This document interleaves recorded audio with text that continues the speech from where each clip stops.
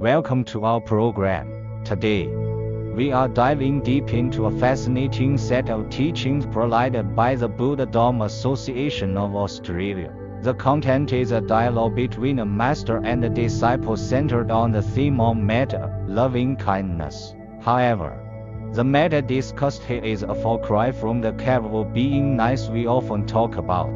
This material deconstructs metta as a rigorous discipline of power that can be forged, and a path leading toward wisdom and liberation. Our mission today is to extract the core insights that might just overturn your existing perceptions of what kindness really means. Is your metta powerful? The material begins with a bombshell question from the disciple: how do I know if my metta has power?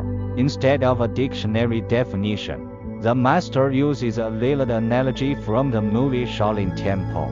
The weak state like the young Jet Li carrying water buckets wobbling, splashing, and losing water with every step. The powerful state like the master who can sprint with full buckets without spilling a single drop.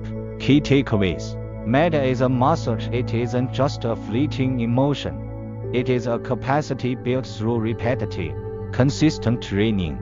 Stability is the metric. Power is defined by not spilling, meaning your state of mind remains stable and undissipated, regardless of external circumstances. Adorning the body with metta. The master introduces the concept of adorning the body with metta. This isn't about physical beauty, but about a specific kind of majesty. The difference from charisma. While talent or power can be attractive, they don't always make others feel safe. The awe of metta, true metta, creates an atmosphere where people instinctively trust you and feel a sense of peace. The counter-example: if your presence makes people frown or feel anxious, the master bluntly calls this stinky virtue rather than majesty. Metta as the engine of wisdom.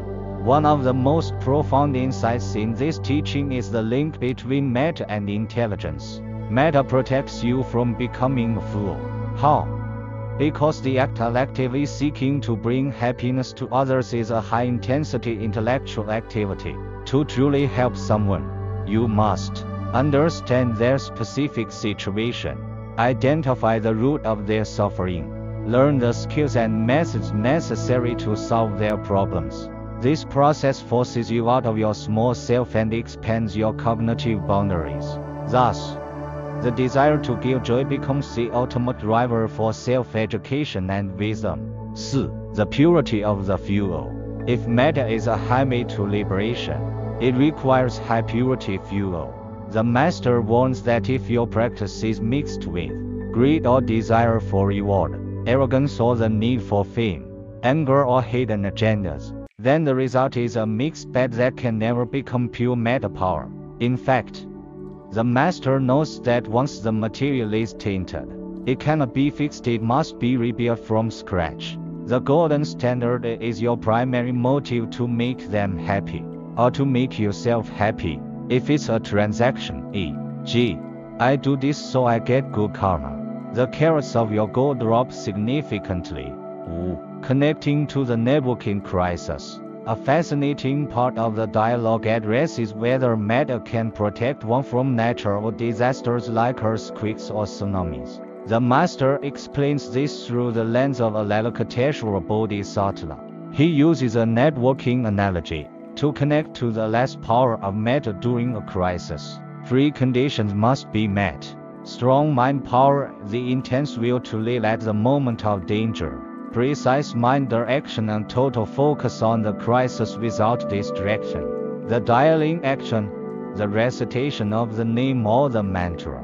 When these three align, you log into the frequency of universal metta. This doesn't necessarily rewrite the laws of physics, but it can transform the energy of the situation, perhaps changing a predator's mind or granting you the supernatural clarity needed to find a way out. The entry point. The smile of Maitreya. How do we start this muscle training in daily life? The master advice is surprisingly simple: mimic the smile of Maitreya Buddha. Not a fake, customer service smile. using the body-mind connection by maintaining a smiling countenance. You use your physical state to anchor your internal state. It makes you choose gentler words and makes you harder to provoke. Conclusion is the ultimate choice. Finally, the material explains why those who master Metta are no longer tempted by worldly wealth or power. It is not because they are pious, but because they have found a higher quality of joy, Dharma bliss.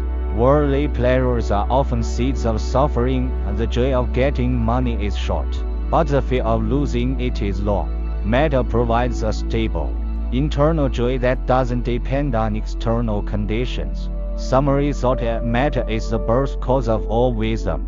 When you truly want to help others, you realize your own ignorance, and that realization drives you to grow infinitely. A question for you to take away: if bringing happiness to others was your ultimate motivation for learning, what is the one thing you feel you need to go and learn right now for the sake of those around you?